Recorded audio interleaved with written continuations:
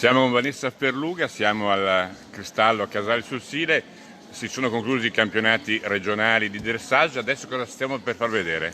Adesso stiamo per far vedere una gara di carosello con la rappresentativa del Circolo Ippico Il Bosco di Rovigo, con 3 cavalli, cioè 3 pony, già tutti belli addobbati. Li facciamo vedere che stanno passando proprio di fronte a noi, eccoli che si preparano a entrare per fare questo spettacolo. E dicevamo?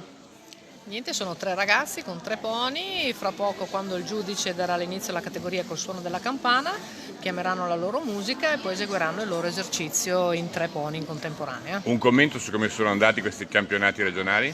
È un bel successo di partenti, di pubblico, un applauso speciale al comitato organizzatore.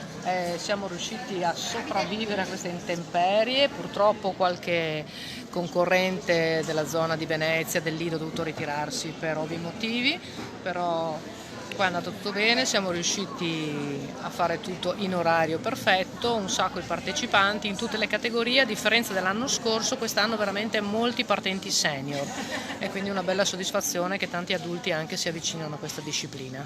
Soddisfatta come Molto. responsabile del Dipartimento della qualità dei risultati, della qualità delle prestazioni? Molto soddisfatta, avevamo molti giudici, tutti competenti, qualche giudice dalla regione, qualche giudice da fuori, c'è stata una bella competizione molto intensa anche sul profilo delle classifiche, erano tutti lì vicini, c'è stata una bella lotta in molte categorie.